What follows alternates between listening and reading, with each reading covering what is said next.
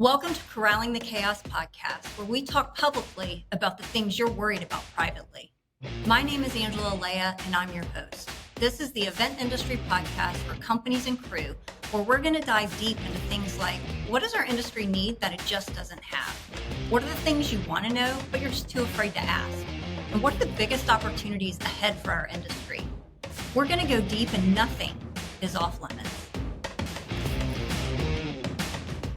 Welcome, everyone, to another episode of Corralling the Chaos. Today, we are going to talk about perception versus reality, since it seems like every day I'm coming across more and more misconceptions, people operating with the wrong data, incorrect information, and really just drawing some wrong assumptions. And I think we as an industry, we have to do a better job of providing clarity. And so I really wanted to talk about that today. Obviously, there's a lot of noise out there right now with the constraint on the supply of talented people. Companies are doing great by stepping up and doing all they can to hold on to who they have and attract who they don't. We're seeing more people are investing in training. They're just treating their crew better. They're paying them more often. They're giving them the tools to do a good job at the event site. And most are even paying their people more. I mean, that's just what it commands right now. So these are all great things to see. Some companies are even getting creative and breaking out of the norms by doing things like investing in their 401k, providing financial literacy and budgeting education, paying their people more often, and really just looking for ways overall to better support their crew. So as our industry works to standardize a number of things, one of the hot topics is how people are paid. The payrolls vary greatly across companies, and that's just led to a lot of confusion. Or the philosophy that, hey, this is how we've always done things, so that must be the right way. And I encourage all of us to not make any assumptions that just because something has always been done a certain way, that's got to be the most ideal way of doing something.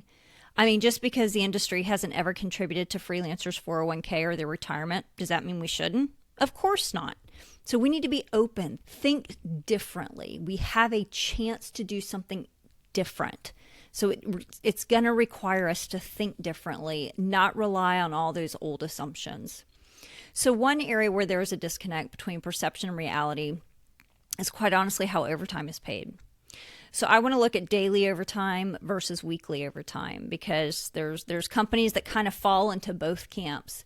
And yes, daily overtime after 10 used to be the way it was always done. Union contracts, of course, dictated so much of that and initiated it. So many of these complicated payrolls. Then, of course, misclassification in AB5 became a real thing, forcing most of our industry to W-2 their people.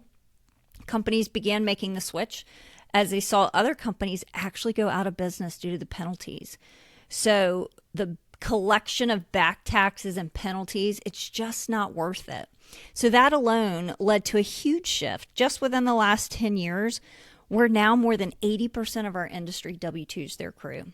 It's now even the expectation, as so many Fortune 500 companies are mandating that now in their contracts with the event companies.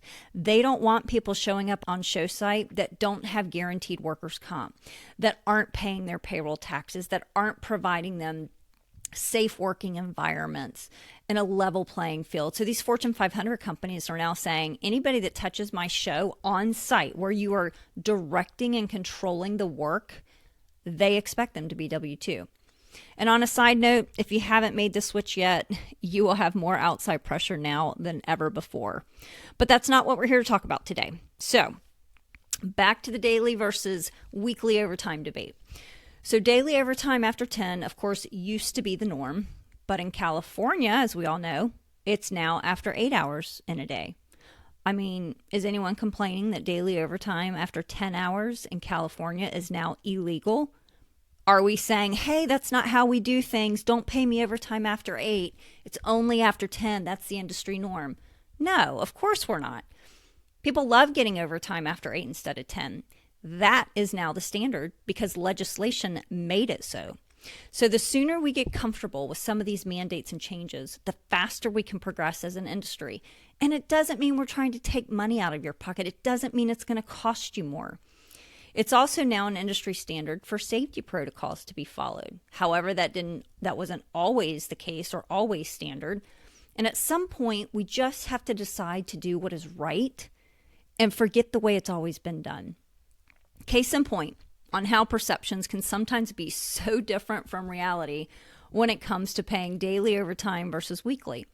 And I am going to use this example outside of California, since that rule is fully baked at this point. If you work past 8 hours in California, you are eligible and due overtime. And if it's past 12, it's double time.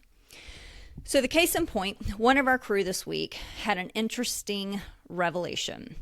He reached out very upset because he worked over 10 hours on one day in the run of a show, and he didn't get daily overtime. Even though our policy stated that, signed off on it, and look, I get it. Change is hard, right? You're used to doing what's always happened. And he said, this is an industry standard, and I expect to get daily overtime. So the perception out there is you're going to make less if you don't get daily overtime. So I have two observations on that statement. One is sometimes that can be true, and the other is sometimes that is false.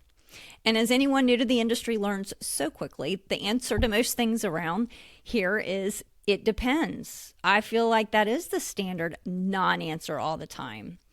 And why does everything have to depend in our industry? Why can't we have some absolutes, some standards, some clarity, some predictability? We're never going to reach our potential if everything just depends. There have to be some absolutes, some standards, predictability, some norms. So the perception for this person was he lost money not getting paid daily overtime on this job because he's been used to getting paid daily overtime with other companies. The reality, however, is very different. In this scenario, he made $10 more per hour than any other company he works with, but all he saw was he wasn't getting daily overtime. So when I looked at his actual compensation and actual hours worked over the last year, less than 1% of the time would have even been eligible for daily overtime. So the amount of times that he worked on the types of shows that he does, less than 1% of the time did he work a day that exceeded 10 hours. So when I looked at his actual compensation, here's what I found. Because he was making $10 more an hour on all hours up to 10 and still gets overtime after 40, he actually made almost $1,700 more without getting any daily overtime. And of course, when I discuss, because look, the goal is a balance, right? You never want to you want something for them, not from them. And so I get it, right? Change is hard. You start working under one perception, and then when something else different happens, it's frustrating. So I'm like, hey, let's talk about it. Let's figure out a solution. So when I discussed just paying him his standard pay rate rather than the $10 or more that we gave him instead of his pay rate, normal pay rate, but offer to give him daily overtime, he of course opted to stick with his current paycheck. Reality is fact. It is the truth. No matter how strongly he believed he lost money, the reality was he made more, a lot more, $1,700 more. So let's stop being blinded by our perceptions and let's pause to learn, to unpack things, to ask the right questions to get to the factual answer. Facts matter. So there's so many wrong perceptions out there. You think you're going to make more as a 1099? Wrong. I'm going to say it again. Wrong. That is an absolute. That is a fact. You actually pay double the taxes. You now pay for your workers' compensation, which means you bring home less. And yeah, you can still expense things. That is a fact. Working your whole career as a 1099 doesn't change this fact either. You think you'll make more being paid with your regular rate with daily overtime? Not usually, given you aren't guaranteed long days, but you are guaranteed your hourly rate. So look at the whole picture and don't get paralyzed with stinking thinking. So much is changing for our industry, and my hope is we can all embrace it. Change will make us better. Be open and don't let your old way of thinking stand in your way. That's it for today. If you like what you heard, don't forget to subscribe and reach out to us with any comments at podcast@lasso.io.